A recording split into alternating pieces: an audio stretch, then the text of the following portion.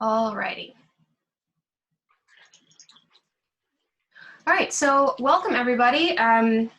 This webinar is just meant to be as many resources for freelancers, particularly writers, editors, content strategists, content marketers, as I could get together in the time, leading up to this. I've kind of focused on resources for expanding your reach and building your network and making sure you can leverage that network for, building your client list, and building, long-term relationships. Things are obviously bizarre right now. And so, not every connection may yield results right away, but whether it's through referrals or when they start to get budget back, building relationships, I think is probably the best way for all of us to try to be more sustainable. Also, sort of supplementing skills, making sure your operations are as efficient as possible. And then I've got some resources in here as well for social and industry support. And then also at the very end, economic support for US freelancers. So there are tons of resources I've seen for other countries, but obviously I just really couldn't manage to hit everybody. So if you're in Spain or elsewhere, we have several people in the UK. There are a number of resources. And if you need anything specific, please feel free to reach out. But these last two sections do mostly apply to US freelancers. All right, so beginning kind of with reach and network. In most industries, business development has really become about these two things of late, and that is only going to get more so, in the world we're living in right now. I mean, trust is such a big deal. Connections, are how people are kind of pulling back into where they feel safe. And so both going to your existing network, whether that's current and former clients or other types of business connections, is I think what we're all trying to do. So certainly supporting current clients as proactively as you can, whether that is, some people I think are doing some loyalty rates and, oh, we got one more coming in, loyalty rates and some other incentives like that, though, that's obviously very much a personal decision, what you can afford to do, what you feel appropriate doing. I wouldn't push people in this time, but any way that you can support your current clients, suggesting how this might impact their industry, or maybe not suggesting, but trying to anticipate how this might impact their industry. We'll talk a little bit about that more later. Also, certainly staying in touch with former clients. And that doesn't have to be a shake the trees and see if there's any business there type of conversation, but just to check in and say, I hope you guys are doing well. I enjoyed working with you. Please let me know if there's any way I can support you. We're all trying to do the best we can in this time, but certainly updating them about new rates. If you've added any services since the time you worked with them, if you have new vertical experience or new experience regarding a type of content, if you recently did some video scripting and you didn't do that when you worked with them before, those types of things. Or certainly also any tools that you're using now that you weren't using before. This list could just go on and on, but that's just something to brainstorm. Who have I worked with before and what am I doing differently or better now that I could reach out to them about. And I should just note too, I've created I'm in the process of creating a landing page for all this information. And then I will also be sending out this presentation. So obviously we're all probably note takers given what we do. So feel free to do that. But also just know that all of this will also be available publicly. So yeah. And as I mentioned before, even if clients don't currently need anything or don't currently have any budget, they can be a great source of referrals. And especially, when we've all worked with someone that we respect and care about, but just can't necessarily give them work ourselves, we're, I think, more prone to give people referrals. So, relationship building is always valuable. Virtual networking. Obviously, I know I met many of you through Facebook groups, so I don't need to tell you how valuable those can be. But certainly Facebook groups, LinkedIn groups, there are a number of local, state, and regional professional organizations, whether it's a young professionals type group or editorial freelancers. I almost said anonymous. What is it? CFA, Editorial Freelancers Association. et cetera, et cetera. Many groups now have Slack channels, and that may be these types of groups, or it might be Slack channels for users of a particular software or tool. I am in Slack channels for HubSpot and for the Predictive Index, which are two tools that I use. And those channels have been fantastic places for networking. I've actually gotten a few demos and a client out of just sort of chatting with people about what their needs and challenges have been in Slack. Kind of that same approach of like, first about them, what can I help with, and then I think once, people can see that you can add value, then sometimes those relationships grow naturally. But big fan of Slack channels. Also, Meetup is still active, obviously not in person, but you can find virtual events on Meetup for both professional and sort of social groups. And webinars, webinars, I should have maybe explained this a little bit better in the slide, but what I mean by that is, by attending webinars about industries that you work in, or for, obviously freelance writing or editing or et cetera, et cetera, et cetera, kind of anything that touches on what you do. Often in the chat groups of those, if you respond to people's comments, or just, you can always get on LinkedIn and reach out to them and say, hey, I really liked your comment. I actually have a similar issue, and just connect. That can be a great way to just meet people who either, directly could become a client if something they said really applies to what you do, or if, just through expanding your network and getting to know them and getting to understand what they do, that can help lead to referral business or to other clients. So I've met a few people through the webinar chat. It's helpful if you have the time for that, obviously. So like I mentioned, the strategies here would just be building relationships that can lead to referrals, learning more about the issues that people are having and how to approach them with solutions, either that individual person or learning from them and their experiences and how that can apply to other potential clients. So whether you're leveraging it with them directly or with people who are in similar positions, it's all valuable. And then, if that does lead to an exploratory meeting, you can do some fantastic research into their website content, into the materials that they're producing, and come with some really clear suggestions. And I think just try to add value, and, whether or not that becomes a client right away, that adding value is an investment in the future. Forgive me too if I'm going on too much about these things.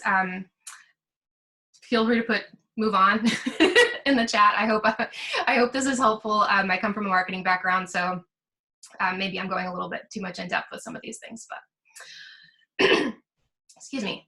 Some of these are probably fairly obvious. I'm sure you're doing a lot of this stuff already, but just for anybody who is either newer as a freelancer or just hasn't had a chance to revisit where you're sharing your materials recently, just making sure that your best clips, your best articles are available on platforms where people can read them and you can share them, importantly.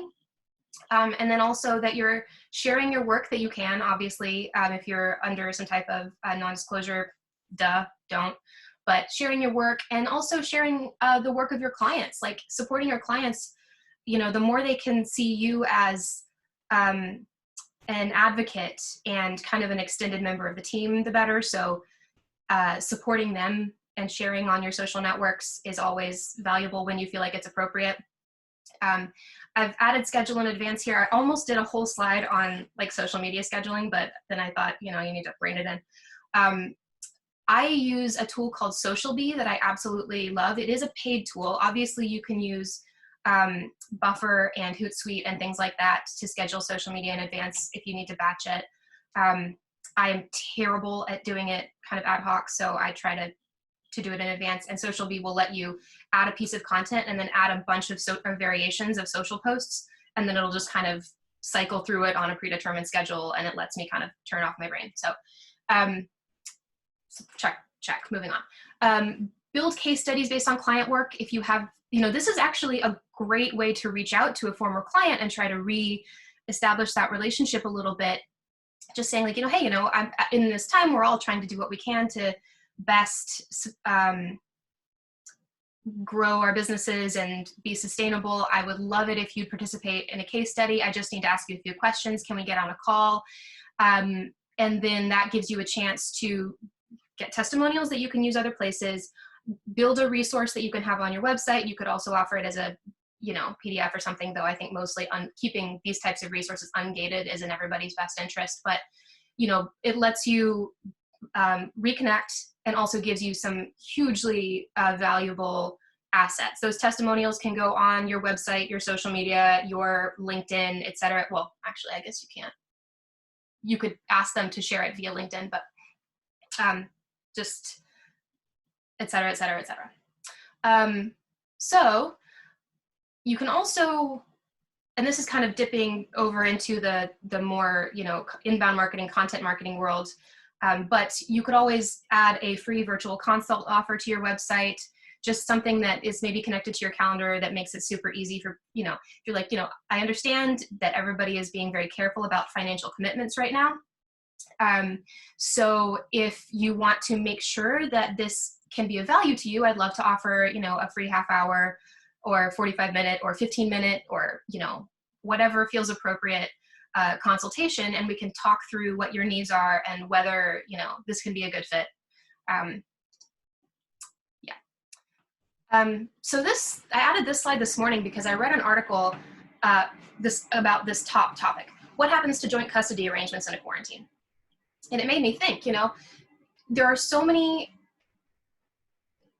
topics that we've all written about that are going to shift in relation to social distancing, quarantine, etc.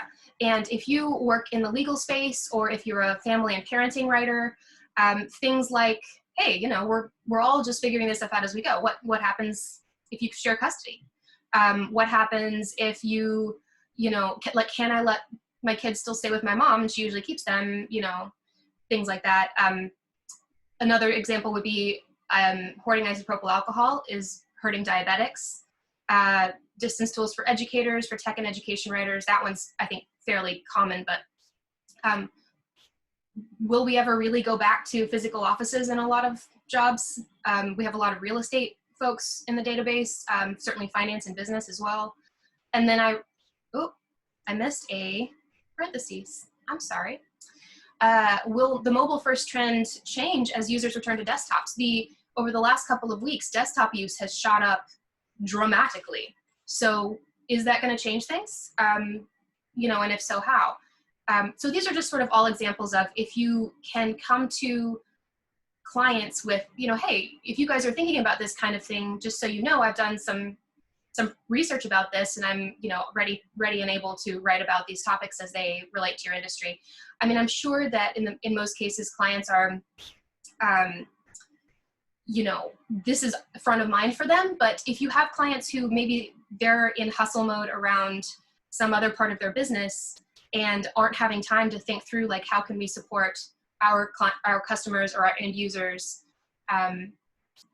anything that you can do to demonstrate that you can be a thought partner as well as an execution partner. Also, Twitter chats. I'm a huge fan of Twitter chats. I want to make sure I'm not using up time too quickly, so I'm going to kind of skim through, but finding customers, keeping up with best practices, and networking with other freelancers.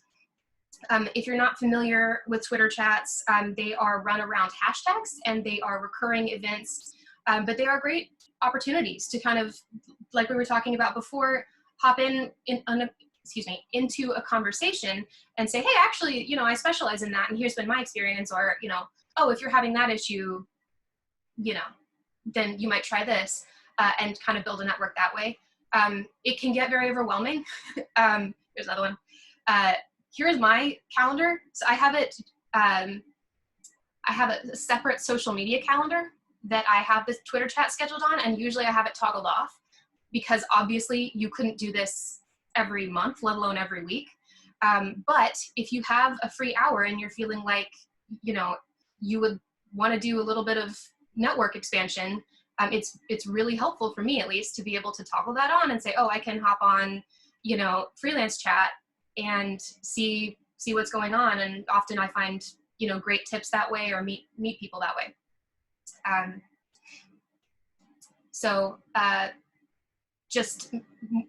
do I find the list of chats and when they are being held? So this list will be in this presentation and also on my website, our website, and you can also really just kind of Google like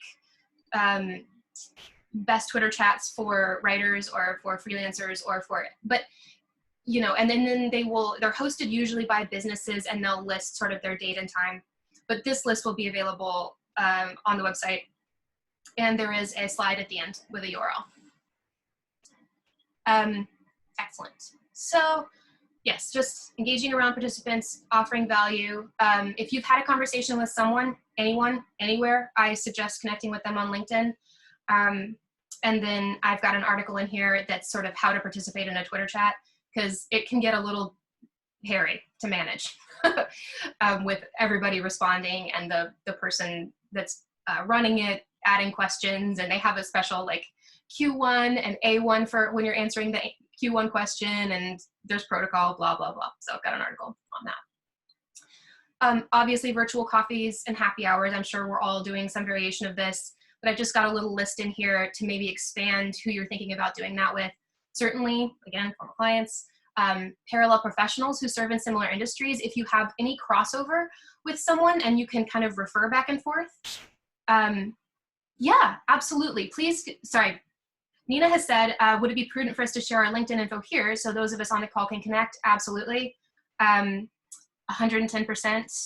Please make sure that if you want to share your LinkedIn, share it to everyone so that they can see it. And please support each other in any way you can. Okay. Yeah, former coworkers, other freelancers, people in related fields you'd like to connect with. If you're reaching out to someone that you don't really have any existing connection with, I would just, you know, kind of keep it pretty mellow and say, hey, I really admire the work you're doing for this reason, or I read your article and I liked it. I hope you don't mind me reaching out to connect, etc. Obviously, if it's someone in a similar industry, you know, that's a much sort of more clear opportunity to like, hey, we work in the same space. I'd love to compare ideas. You know, depending on how it goes, maybe we could refer business to each other, etc. Great. So skills. This section is gonna be super intimidating, and I'm gonna try to go through it fairly quickly because I just wanted to give you the best list I could of free training and certification resources around many of the skills that clients are often looking for in combination with writing and editing.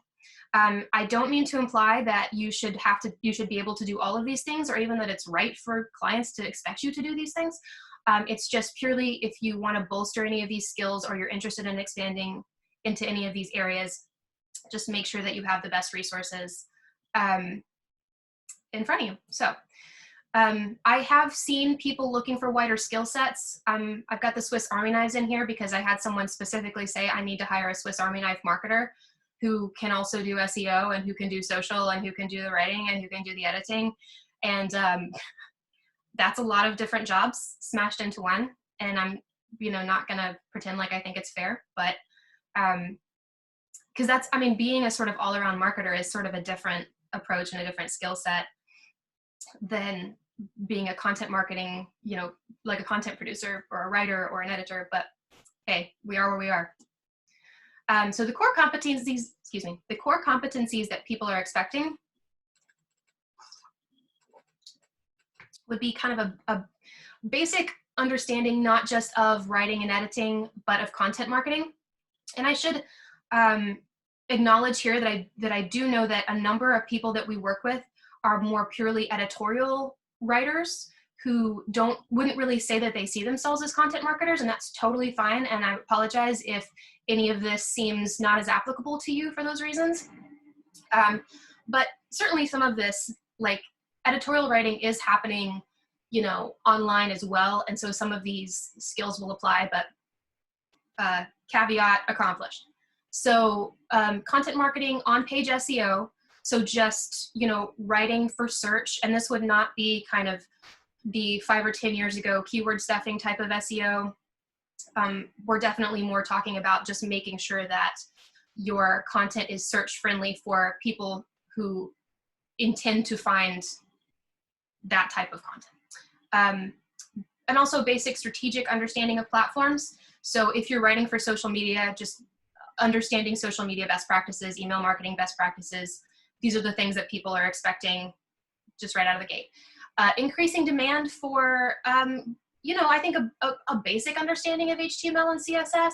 This would not apply to everyone, but if you are working with someone if you're doing website copywriting, for example, and people want things laid out a certain way, being able to, fix a list that isn't aligning properly. We're not talking about developing here, like coding web pages. We would be talking about troubleshooting and,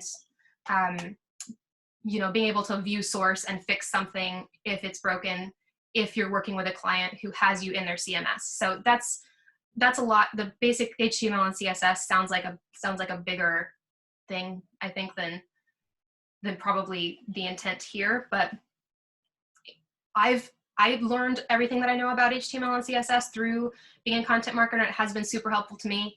But if that's an intimidating thing to add to the list, then I really wouldn't worry about it. Video scripting, for sure. And some basic graphic design elements, just, if you're going to write some stuff, can you make me a couple of graphics for it? Or can you choose an image? Or if you choose an image for that blog, can you resize it? Can you crop that for me, kind of stuff? Again, not really your job. But if you're kind of into that kind of thing already, people are asking. And certainly understanding analytics, also a strategic role that keeps getting folded in to content marketing and then eventually into just writing. So, I happen to like it, but not everybody does. So, all right, so here are the topics of free training and certification that I've included here. Digital marketing, for those people who did not come into this via marketing, do not consider themselves marketers. I've got some resources, certainly branding, email marketing, social media, digital ads, SEO, e-commerce, analytics, and software and platform expertise is a big one, but we'll talk more about that. So I've got some general marketing training resources here. The HubSpot certifications are great because they are fairly widely recognized in the industry. So, I mean, if it feels worth your time to devote to that, definitely let me know if you complete it, and I will add it to your database record, because as a HubSpot partner, I'm able to market that to other HubSpot partners and say, hey, I've got writers certified in these things. So at least for me and any work that I might be able to bring, the HubSpot certifications are super helpful. edX has a fantastic number of courses. As you can see, they have the branding courses here. Skillshare as well has some things, though their tone is a bit different. Email marketing, HubSpot has a certification. How should we send you our list of certifications? You're HubSpot certified in 3 areas. Fantastic. You can just email them to me. Also, I would encourage you to email emily@contenthiring.com. If you have a new vertical you've been working in, or a new, type of content, you just did your first case study and it went over really well, or etc. You can always just email that to me, and I'm happy to directly update your contact record just to make sure that I always have the best information, because I do use my sort of search and sorting features to help find matches for clients. So anything that that you can do to help me keep that record as updated as possible would be fantastic. So some email ones, some social media, both marketing and social media strategy. Digital ads, if you do digital ad writing, or just, that's something that only some people do and only some people want to do. So SEO, the fact that this top line item is only 1 line makes it look less important than it is. Moz is the leader in SEO, and they have made all of their courses temporarily free. And that's a huge deal, because they usually charge a lot of money. So, and they have everything from like super basic entry level to super, super technical. So wherever you are with SEO, if this would add to your business and your ability to get clients, highly suggest that you take advantage of that. SEMrush Academy also has some great free courses, and I believe they're always free. Yes, yes, Holly, it is huge. The way that they're doing it is there's a discount code. So you will want to, it'll still, like if you go in through the course list side, it'll still have prices. But if you go in, I think on this main page, there is a coupon code, and I probably should have written it in here. I'm going to make a note so that I can add it to the final presentation.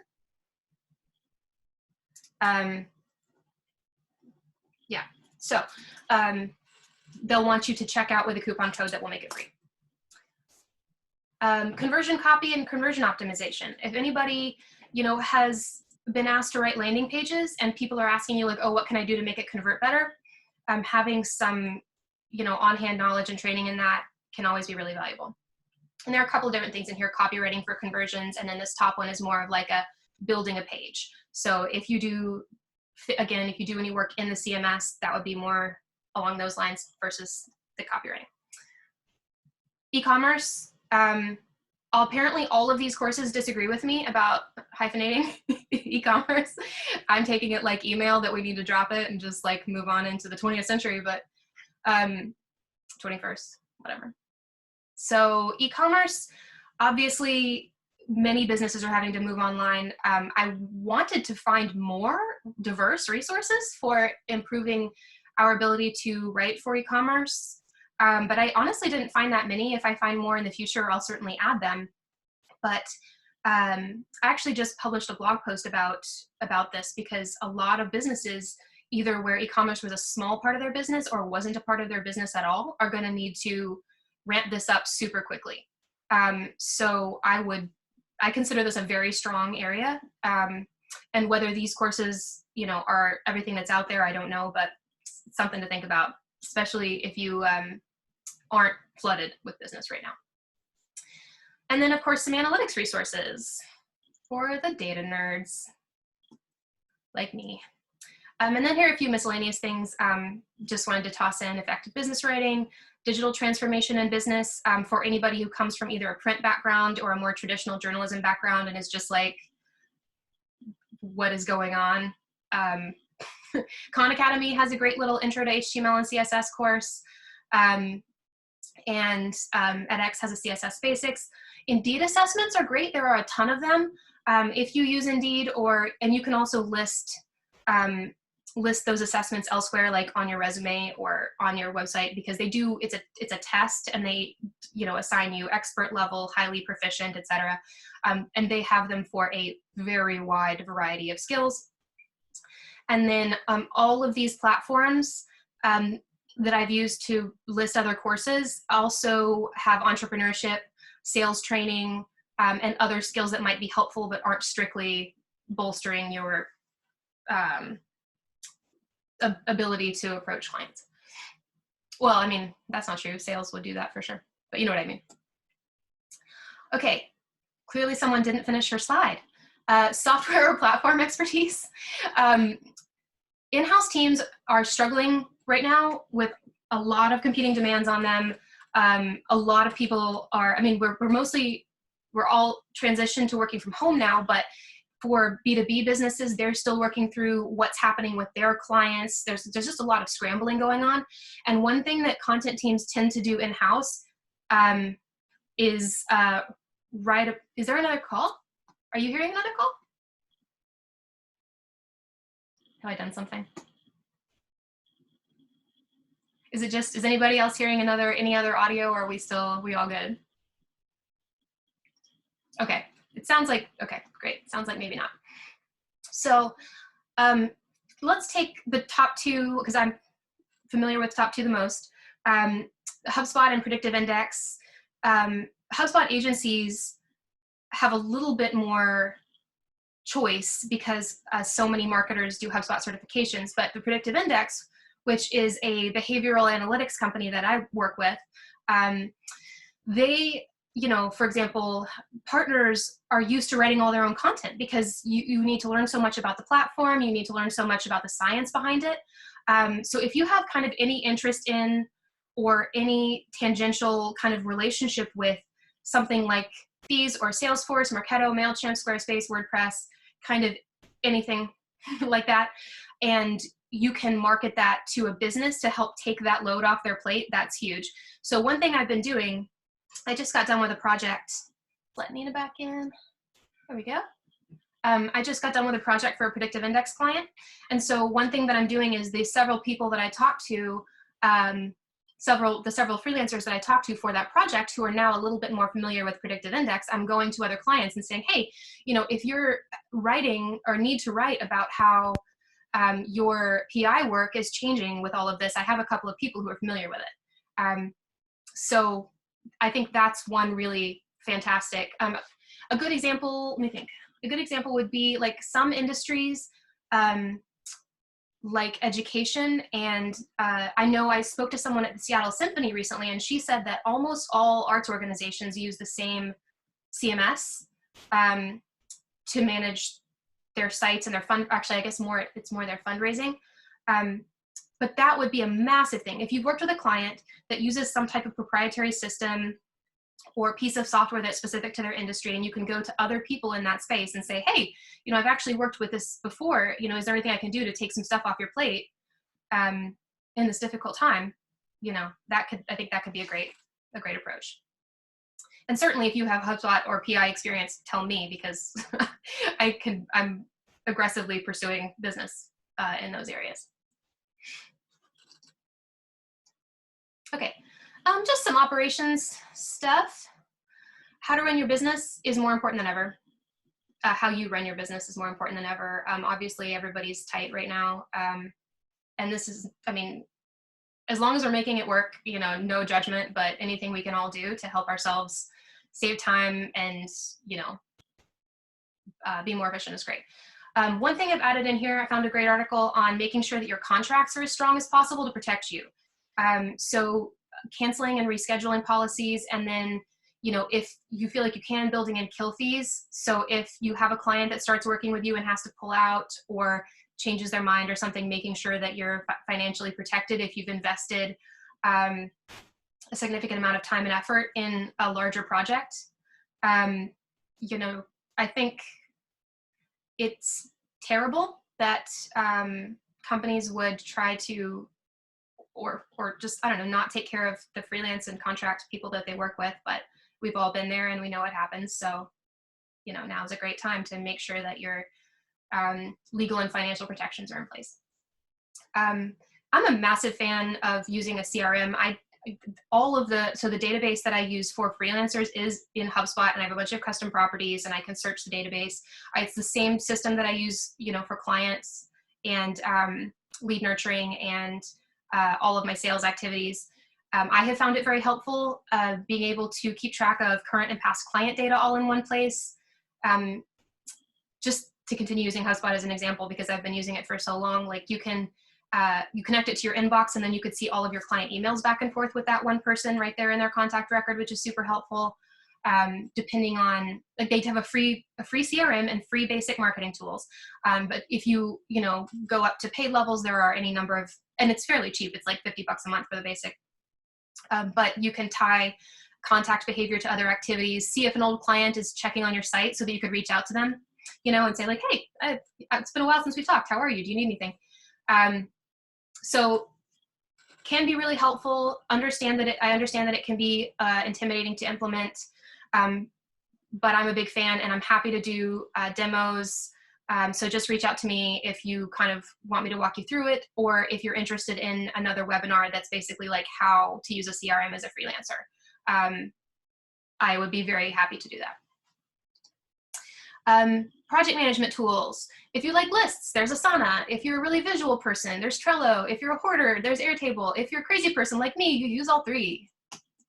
Asana, the nested list thing is great. I love being able to, because I'm kind of, my squirrel brain needs to be like, or the monkey mind, as the Buddhists would say it, that needs to be reined in. And I love being able to have the contingencies between projects and be able to set the priority and have the dates and have the assignments.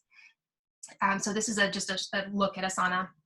Trello is great for people who are really visual and want to kind of drag and drop, move it from what I need to do to what need to do this today. Like you would open up in the morning, drag it over to today, drag it to tomorrow, whatever.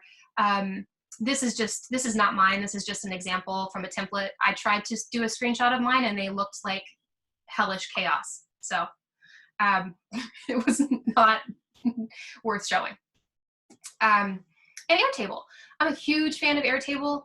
This is one of the simpler tabs that I use, but the way that Airtable works is you have a little, like an information record, and you can tag it any number of different ways. So this is just an Eisenhower matrix of the important and the urgent, but I also have one that has, you know, maybe 8 tabs across it, and all those records are connected. So I have the content idea, and then I have it tagged to a specific campaign and a specific persona, and you can build in all those contingencies. So for people who want to have every tiny piece of data connected, Airtable is a great way to do that. But it can be a little intimidating. So if you're new to using these types of planning tools, I would start either with Trello or Asana. All right, this is I was hoping to have more in this category. And sorry for the vibrating link color here. That's a terrible color combination. But the Freelancers Union has a lot of great resources. Instead of trying to list them all, I just put this screenshot here because whether it's, you know, creating better contracts, tons of resources for freelancers, lots of financial tools. Notion. Okay, we've also had somebody add that Notion is also a good tool, so I just want to shout out Notion. Yeah, so Freelancers Union would be a great place to poke around and see if they have anything helpful for you. Also, I found a guy who is doing free 45-minute financial planning sessions for freelancers, and I've linked to his little landing page for that here. I found him through a resource that another freelancer sent with COVID-19 resources for freelancers. So he made that available to people within that network. And then just major disclaimer, I am not anything that qualifies me to talk about taxes and loans and things, but I put the best information I could find in here. And also just be aware, like if you see conflicting information, that is because a lot of stuff is up in the air. So, you know, articles from different dates had different information. I did the best I could to keep it up to date. irs.gov/coronavirus is a great place to check. And then there are a few other departmental links that I've got in this next section. So the economic impact payments, I'm sure you've read about this. I don't need to go on too much about it, but that one-time $1,200 payment for individuals, you do have to have filed your 2019 taxes. So they did extend that deadline. So if you are waiting to file and expecting that payment, it won't come. But there's also a little EIP Information Center link down here to learn more about that. Pandemic unemployment insurance now applies to freelancers, self-employed persons, and sole proprietorships. The minimum benefit is determined by the state. They've done the extra $600 a week for eligible applicants. I've added this little guide for New York here because it looks like it should apply to most people, but it is technically specific to New York. But I think it's meant to cover mostly the national level things. And then there's a little link down here for the DOL's website on the topic. The payment protection program, now we're getting into the more businessy stuff. I also found another thing I didn't edit out. I meant to change the wording on this. Yes, keep in mind that every state is different on when freelancers can apply. Thank you, Jennifer. Yeah, Chicago can't apply for another 4 weeks. Great point. Because unemployment is always at the state level, the federal government can give guidelines to the states, but how the states implement them is different. So great point. The Paycheck Protection Program is through the Small Business Association. I've got their link right here. Single member LLCs can apply. Applications for self-employed individuals will open on tomorrow, Friday, April 10th. Those would be loans issued through banks. So either contact your bank that you already work with or an SBA approved bank. There's tons more information about this and all these other programs, but I'm probably not your best resource for really digging into the details. I just wanted to make you aware of them if you are not already. Likewise, SBA disaster loans. The economic injury disaster loan is available to sole proprietorships, independent contractors, and self-employed persons. And in more extreme cases, you can also apply for an emergency advance on those loans. And relief funds. Many relief funds have already capped. Many are either designed to cover medical expenses or have been restricted now due to volume to those with medical expenses. You know, I certainly hope that you guys won't need these resources, but if you do, I wanted to make sure that they were included in this list. Freelancers Union has a fund, the Authors League, the Artist Fellowship, science, if you're a science fiction and fantasy writer on the side, hey, there you go. And then the Freelance Co-op and Creator Fund are both closed. I wanted to include them in the list in case they get more donations and they reopen. But, you know, see, freelancing on unemployment can be a nightmare. While all states are different, I'm happy to answer questions about best practices and pitfalls. Fantastic. Nina, thank you so much for offering that. Okay, and the ASGA has an emergency fund as well. I'll make sure to add that. And just anybody who's wondering about this, Nina has offered to answer questions. So please make sure that you're connected on LinkedIn with Nina McCollum and definitely take advantage of her knowledge.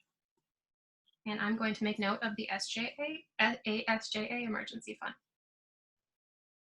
Okay. Excellent. Go team. Okay. State and local resources. Obviously, I can't, you know, dig into this like super deeply, but I did want to include this link from the AFL-CIO because they have this great like master list of state resources, state by state. And, you know, even down at the city level, some cities, I know Chicago is doing some stuff. Some cities are and states are providing additional support or receiving additional support from the federal government. And also many relief funds that I couldn't include in that short list are for the cities. I know San Francisco has one, and states. So if you get to the point that you need these types of resources, I would do much more in-depth research around your local area, your state area, and any demographic groups you're a part of, any specialties, etc. Most of the funds that I found were much more targeted than like a general national fund. Okay, and here is just a massive list of additional resources. This is not redundant to the links that are in the document already or in the rest of the presentation. This is additional stuff just from all over the place. Yeah, bye Pam. Yes, I will be sharing, I will send this all out by email, so feel free to hop off. Yeah, absolutely. And there is, let's see, one last slide. Well, two last slides. So this is where the resources will be available. I have not finished the page yet, but I will send this presentation out and I will send out a link to that page and any, you know, kind of, if I make significant updates, I'll be sure to call it out so you know there's some new info. Thanks, Lisa, for joining us. And then I've just got last pretty slide. You can always reach out to me, whether it's to update me on something or to ask a question. I'm so glad it's helpful. Everybody stay well. Does anybody have any questions for those of you who are able to stick around for a few more minutes? Is there anything? I know this is a ton. I know it's a ton. I hope it was the kind of thing you were looking for in this webinar.